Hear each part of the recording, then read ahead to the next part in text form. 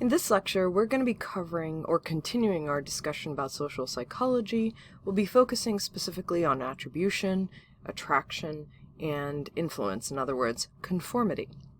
But before we begin, here's your dad joke of the day. What did the custodian say when she jumped out of the closet? Supplies! Ba-dum-tsh. So attribution is a fancy way of saying who do we blame for people's behavior.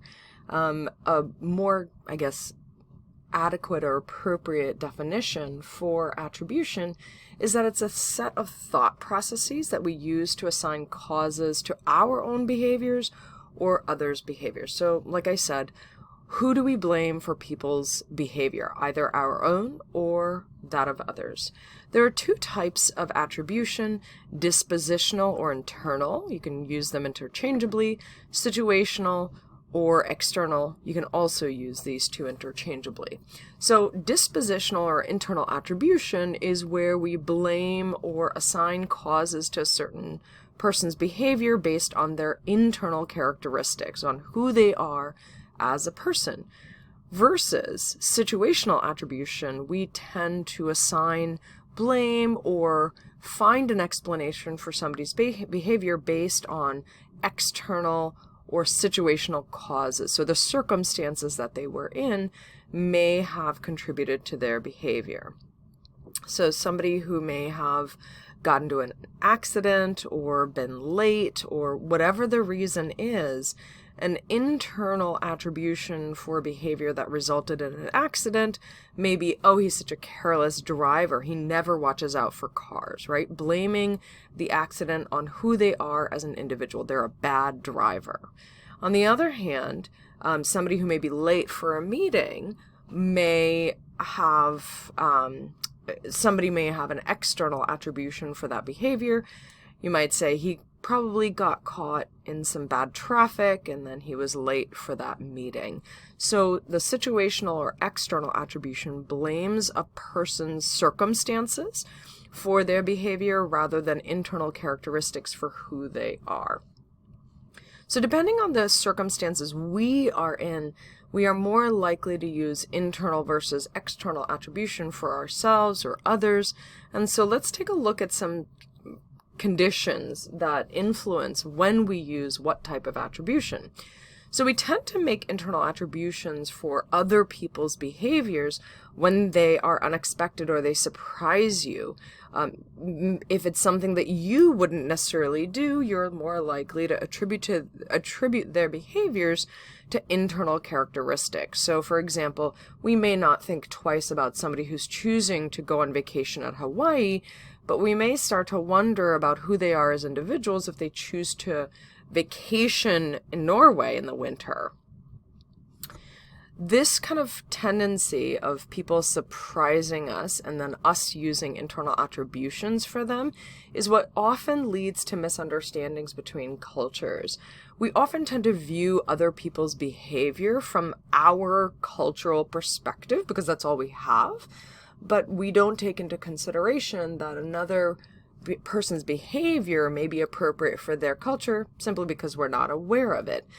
So if that person's behavior is different than what we would expect somebody in our culture to behave, we're more likely to make an internal attribution about their behavior. So take, for example, funerals. Here in Western cultures in the United States, funerals are seen as a somber, quiet, reflective event. So there's no screaming or crying. There might be, quiet sobs or tears and sadness. There's definitely no screaming and crying. In other cultures, for example, the louder you wail for a person's death illustrates how valued they were in the community. In fact, there's a small village in Italy where you can hire people as you have your funeral procession down the kind of village streets to scream and cry for you to illustrate how important a community member you were. So really it just depends on the culture, right? So if we were to transplant somebody from this culture into the Western culture, their behavior would seem unusual and wouldn't fit in the Western culture for what's expected to be seen at funerals. And so we're more likely to make internal attributions about them. Oh, they're so dramatic, like, they want attention. Conversely, if we were to take somebody from the Western culture and transplant them into a culture that kind of expresses loss differently, people from that culture may view a person from a Western culture as like not caring about a person's loss, that they're cold-hearted. So hopefully you can see how this tendency to make attributions in this kind of situation, when it's unexpected, may lead to misunderstanding culturally. So there are some other circumstances or situations where people vary in the attribution that they make. For example, consensus information. We're looking at how a person's behavior compares with other people. So if someone behaves the same way you believe that other people would in the same situation, or as you would, you're more likely to make an external attribution suggesting that the situation led to a particular behavior. But when the behavior is bizarre, unusual, or something others may not do or you may not do, you're more likely to look for an internal attribution or make an internal attribution. Consistency information is another factor influencing internal versus external attribution. This refers to how the person's behavior varies from one time to the next. So if someone almost always seems friendly, you're going to make an internal attribution that they're a friendly person. But if someone's friendliness varies, and they're inconsistent from situations, you're more likely to make an external attribution, such as the event or the circumstances influenced their good or bad mood. Distinctiveness is the third factor that may influence whether you make an internal or external attribution, and this refers to how a person's behavior varies from one situation to another. So for example, if your friend is typically pleasant to everybody except for one person, you're going to assume that that one person has done something to piss your friend off. So you're going to be making an external attribution for them because you're looking to see how that person's behavior varies from one situation to another. There are other circumstances that influence internal versus external attribution, and it's called the actor-observer effect. It's referring to who you're likely to make an internal versus external attribution for. In this circumstance, the actor is you engaging in a particular behavior, and the observer is when you watch somebody engaging in that same behavior. So this is kind of a flaw, a bias. We tend to make internal attributions for other people's behavior, but when it comes to us, even if we're demonstrating the same exact behavior, we're more likely to make external attribution for our own behavior. So in this particular kind of cartoon or comic, when we see somebody else littering, we're going to attribute their behavior to being inconsiderate. We're making an internal attribution. But when we ourselves are going to litter or throw trash outside instead of in a trash can, we might argue, well, there's no trash can. Where are we going to throw the litter? We got to get rid of it. And so it refers to this bias or the actor-observer effect, attributing our behavior to circumstances, but other people's behavior to their character. Another element of attribution theory is the fundamental attribution error, and this refers to our tendency to make internal attributions for people's behavior, even if we see that circumstances influence their behavior. We are so driven to blame other people's behavior on who they are as individuals that we often tend to ignore the presence of external attributions as causing their behavior or contributing to their behavior. We're going to shift gears now and talk about interpersonal attraction. So if you've ever been in a romantic relationship or had a crush on somebody, chances are there were factors that influenced your attraction. So you may be wondering, like, how do people choose who you become friends with or who their romantic partners are? Social psychologists have studied a few factors that influence. We're not going to, by any means, cover all of them. We're going to be discussing a select few, the first of which is proximity. We are more likely to become friends with people who we see often, and that makes sense, right? So if we see somebody infrequently, we're less likely to become friends with them. But if we see somebody regularly, we get regular contact, we're more likely to see them as friends.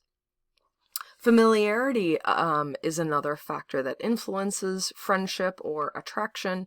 The more we come in contact with people, we tend to get to know them, and therefore we tend to like them or not like them. But in this case, we're assuming that there is enjoyment of that person's company, and so we are more likely to become friends with them or find them attractive. Physical attraction has been viewed from an evolutionary perspective, at least from the animal kingdom. Physical attractiveness with regard to things like plumage in birds is a cue to mate for that bird's health. And so if you keep in mind that birds who have very colorful feathers often have to invest a lot of energy and resources to make the color for their feathers. And so if a bird has more dull coloration, it suggests that they're less healthy than a bird that has brighter plumage or brighter feathers. And so a female bird is more likely to select mates that have brighter feathers, because the assumption is that they have genes that make them healthier than a bird who has less bright feathers. And so therefore she's going to pass on those healthier genes to her offspring.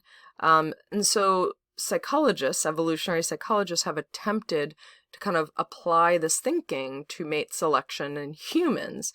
What they found, which is really interesting, is that people who are attractive, often people who are symmetrical, who have like similar features on both halves of their face, symmetrical halves, attractive people tended to be healthier in almost all ways, except for the fact that they had lots of sexually transmitted diseases. I'll let you figure out how that happened.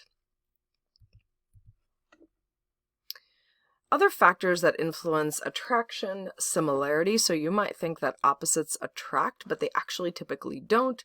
It might be exciting to be with somebody who's different than you are initially in the relationship, but really it has more to do with finding similarities and common ground that encourages longevity in relationships. Because if you don't have things in common, what are you going to spend time doing besides, hanging out individually, which is not helpful. So in early stages of a romantic attraction, physical appearance is really helpful and important. But when it comes to later stages of romance, it seems that having more in common in interests as well as goals in life, as well as what you value, become more important in maintaining that relationship. Another element of attraction or the longevity of a relationship is something called the equity principle. It argues for relationships being more of a business transaction than just interpersonal relationship. It's the idea that we are in social relationships because we are getting something out of it and giving something in return, either goods or services, right? Contribution on chores in the house, or paying bills, or financial contributions, whatever they may be.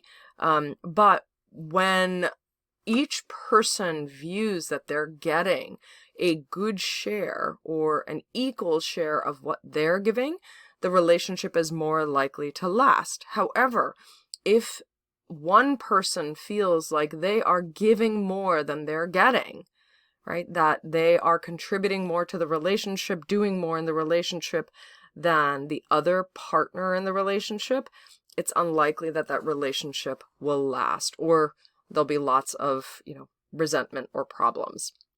But this is kind of approaching relationships or romantic relationships from the perspective of an exchange, so to speak. It's not, it's not conscious, but it's something that seems to contribute to, the length of a relationship. So what keeps people long-term in relationships? Most people say that, when relationships end, it's likely because something came up in their relationship. But oftentimes what happens is people tend to break up because problems were present early on, but they didn't do anything to address it, or they were more tolerant of those problems early on in the relationship, such as, for example, displays of anger. The best predictor of long-term satisfaction appears to be, and again, this is not the only factor, but one that your textbook discusses, is that when people demonstrate genuine affection as newlyweds, they are more likely to last in the marriage long term. Psychologists have argued that romantic relationships don't kind of stay stagnant or static, that initially it begins with a passionate love that may be kind of focused on sexual attraction, but gradually over time, that love transitions or transforms into what's known as companionate love. You get to really enjoy the person's company. You care about them and you want to protect them, whether emotionally or physically. So romantic relationships may start off very passionate, but as the relationship progresses and lasts, you're more likely to see it kind of transform into a companionate love. So we're going to shift gears again and now talk about interpersonal or social influence. Whether you realize it or not, our behavior is influenced by what is considered appropriate for the situation that we're in and by what other people are doing. So we often tend to kind of be sheeple, as I like to call it. We follow along with what everybody else is doing because we assume that what people are doing represent norms or what's considered appropriate for those circumstances. So other people's behavior provides information for what is appropriate and not. So the question is, how much would you be willing to change your behavior to fit those of others? So conformity is a concept in social psychology where you might alter your behavior to match what other people are doing or what their expectations are. Most students in the United States argue that they conform less than average, and I will say that this research is based on probably a little bit old work. It's unclear how much the current generation conforms, although given the social media challenges, I would assume that they likely conform just as much as older generations. It's just what they conform on may be different. What we tend to conform on is when our opinions are uncertain, when we're not sure of our judgment, whether we're right or wrong, we are more likely to conform to what other people are doing. And so the question that Solomon Asch, a really famous psychologist who studied conformity, asked was, would we conform to what other people are doing even when we know that everybody else is wrong, right? Turns out some people actually would. Even knowing that other people are wrong, they are likely to conform to fit in. So I'm going to post a link in the video description for this particular study, but I'll describe to you as best I can what Solomon Asch did. He had people, participants, come and join a bunch of other participants, or who they thought were participants but were really fake participants, and they had to make what he called visual judgments. Compare one line to 3 other lines to match which one which two matched, right? And so initially all participants gave the correct answer. The fake ones and the real one. There was typically just one real participant in the study. And the way they had this experiment set up was that the fake participants gave their answers first before the real participant did. So the real participant answered last.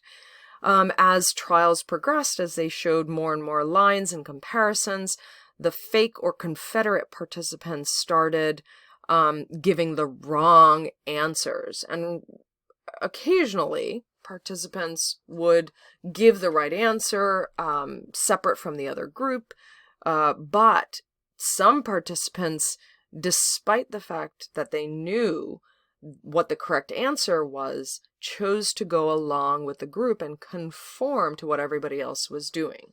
So Solomon Asch studied a whole bunch of factors that influenced conformity, and one of the things he studied was the size of the Confederate groups, how many participants needed to be present in order to get others to conform.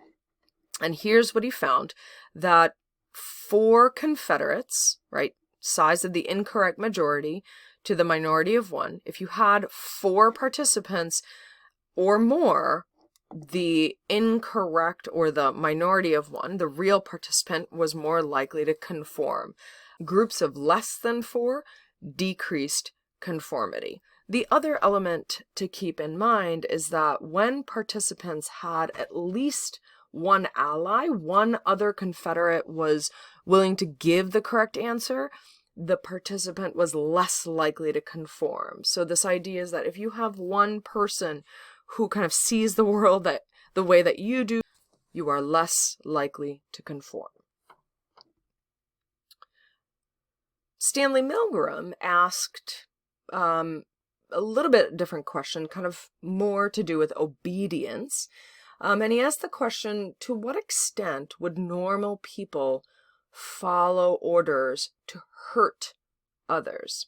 And so Stanley Milgram was a social psychologist who was interested in understanding, or better understanding, how the Nazi war criminals could perform some of the atrocious acts that they did. So if you're unfamiliar with the Nuremberg trials, the Nuremberg trials occurred right after World War II, where the Nazi war criminals were tried for their horrible, the atrocities that they committed in concentration camps.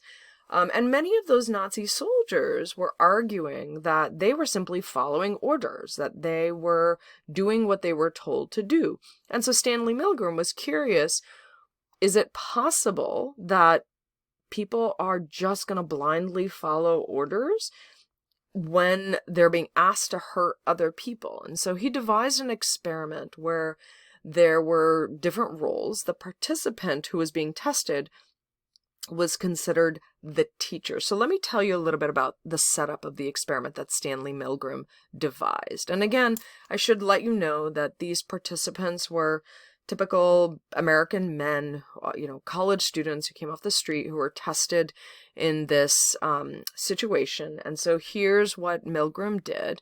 He had participants come in and serve as teacher, and the experimenter was kind of encouraging, or the teacher participants were helping the experimenter. Here's what they were instructed to do. In a different room, there was a learner. Again, this was a Confederate, but the participants didn't know. The learner was in a separate room, strapped to electrodes and to this machine that the teacher/participant was controlling. The experimenter, right, the person in charge, told the teacher to deliver shocks to the learner each time the learner got a question wrong. So all the teacher had to do was ask questions. The learner gave the answer. If the answer was wrong, they delivered a shock. But with each question that the learner got wrong, the learner who was in a separate room, who the teacher/participant couldn't see, each time the learner got a question wrong, the shock voltage increased by 15 volts, right? And the voltage could go up all the way to 450 volts. So when the experiment initially started, there weren't too many questions that the learner was getting wrong. But then as the voltage went up, they should say up, not out, the learner cried out in pain. So I should say that the teacher couldn't see the learner, but they could hear the learner. At that point, the experimenter said, I'm going to take full responsibility for any consequences that result from this particular experiment. You'd be helping me out. So at 150 volts, the learner begged to be let out of the experiment. At 270 volts, the learner screamed in agony when he was shocked. At 300 volts, shouted that he wouldn't answer any more questions. And at 330 volts, there was still no response. The experimenter instructed the teacher to keep going and deliver the shocks as they were told. What was really, really interesting is that of the 40 participants that were tested initially, 25 went all the way up to 450 volts. So I should tell you, again, like nobody was harmed in this particular study, but the teacher/participant had no idea that they weren't hurting somebody. They were under the assumption that somebody was being hurt. What they found from this experiment is if the participants would go beyond 150 volts to shock the learner, they typically went all the way to 450. So Milgram asked a bunch of questions, tried to interpret these results. And so what may have been some reasons for the participants/teachers obeying the orders of the experimenter? First, the experimenter agreed to take complete responsibility for any consequences that resulted from the experiment. And the teachers/participants identified with the experimenter. They saw themselves as helping the experimenter complete their research. And the other thing to keep in mind, and this is kind of how it worked with the Nazis, is that the experimenter started with a small request, right? The shock was 15 volts. It did go all the way up to 450 volts, but it's easy to agree to a small request. But as the shocks increased, they only increased by 15 volts. So each change from one shock to the next was a small incremental change. It's not like they went from 15 volts to 300 volts, right? Then it's easier to say no. But the gradual changes that occurred with each incorrect answer was much smaller, right? And making it seem like not as big a deal as the shock before, which you were willing to do. The same thing happened with the Nazis. They initially just devised laws to take away kind of rights of the Jewish population. Then they made them wear stars. Then they removed them from their homes. Then they put them in ghettos and then camps. Like with each increasing change that the Nazis put into place to kind of annihilate the Jewish populations in Europe, the changes didn't seem as big as the one prior, which probably explains why some of the German citizenship didn't say much. And again, most people were terrified, right? They didn't want to end up in concentration camps themselves. But it did lend credibility to the fact that many of those Nazi war criminals were, in fact, following and obeying orders. They were doing what they were told. Granted, they could have used their own free will and gone against it, but Milgram's study demonstrated that typical people off the street would be willing to hurt others when they're told to. And so here are some variations from that first experiment that Milgram did. With each variation, it was 40 participants that they looked at. So this is were subjects that delivered maximum shock. So of the 40 that were tested in each experiment, you can see when how many of them progressed all the way to 450.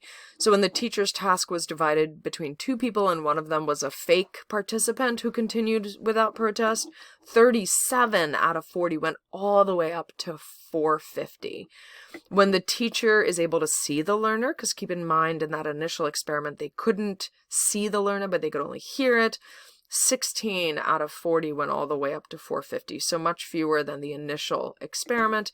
And then finally, just like Solomon Asch's study, when the teacher's task is divided among 3 people, 2 of whom are Confederates, and 2 of those Confederates kind of refused to continue, only 4 out of 40 went all the way up to 450. So again, if you have an ally that's willing to do the right thing, you're more likely to not kind of obey and go along with whatever's being asked of you. So again, we're going to shift gears now and talk about group decision making. You may not realize it, but many of the things that you're going to be doing as an adult, or even things that you do socially with your friends, involve group decision making. Oftentimes decisions are better made in a group than by individual decisions. And when groups cooperate, decisions are often like the best possible choice. Groups with more women tend to outperform groups with mostly men because women tend to cooperate more and argue less compared to groups that are composed mainly of men. But groups can interact in bad ways too. So we're going to highlight a couple of group related unfavorable circumstances, so to speak. So we're going to talk about group polarization and group think. Group polarization refers to this idea that when people are coming to a discussion thinking a certain way, and when they come to that decision with other people who think similarly as they do, they are going to get more polarized, more pulled away from the middle following the group discussion.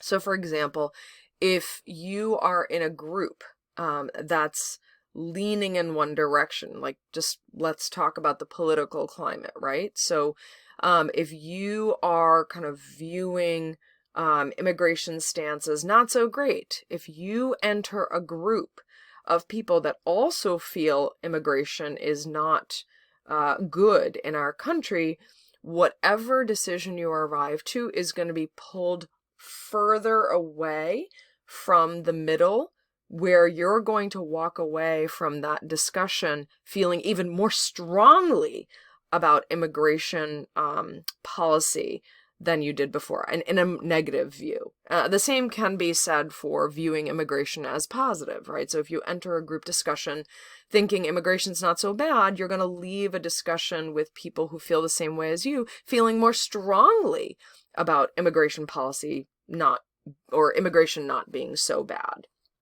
And so what's happening with group polarization is that as discussion continues within the group of people who view things the same way, members of the group are moving towards one pole or one side or extreme position further away from the middle. And then during that discussion, if they're all agree, they're kind of like cheering each other on to favor the side that they already agreed with, making them feel more strongly about the kind of position. And so, for example, if there's supposed to be discussion setting a salary for the CEO of a company, the committee that's set up to kind of decide or make this decision, if they all agree that, the CEO should get a low salary, after the discussion, they'll choose an even lower salary than any of them arrived to the discussion with.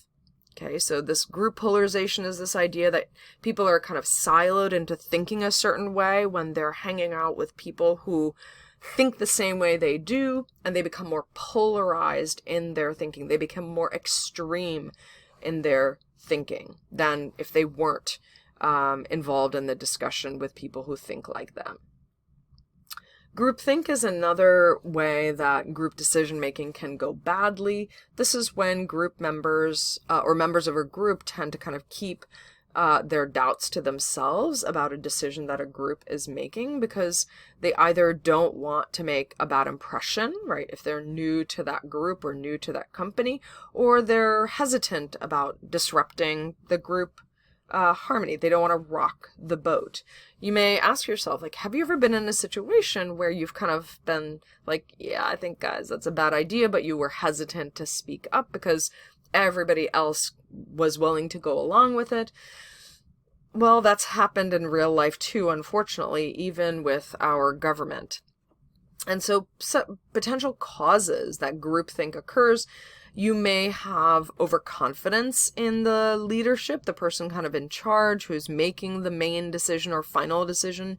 You may believe that they know what they're doing and that you trust what they're doing, even though you shouldn't.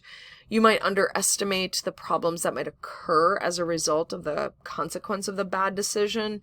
And then finally, you may be pressured to conform, either by members of the group or by the leaders, to kind of go along with what everybody else is doing. So I don't know if you ever learned about this in history class, but the Bay of Pigs invasion, our decision to invade Cuba by President Kennedy, was definitely a good example of groupthink. There were members in that kind of decision-making process that felt it was a bad idea, but kind of kept their thoughts to themselves. And they ultimately invaded Cuba, and we were made fools of because they were expecting us completely, and it was just a really bad idea. All right, so here is the summary for this lecture. We talked about attribution, internal versus external. We talked about interpersonal attraction, where we discussed some factors that may contribute to people becoming friends or finding people attractive and what encourages longevity in relationships. Then we discussed conformity, how group size can affect conformity, as well as who we're likely to obey and conform to. And then finally, we ended the lecture or discussion talking about group decision making, that it's typically very good, with the exception of group polarization and groupthink. Here are your exit ticket questions. I just want to explain question number 1. What I've done is I've given you a circumstance here, and I want you to come up with both an internal attribution and an external attribution for this particular behavior. Okay? And the rest of it should be self-explanatory.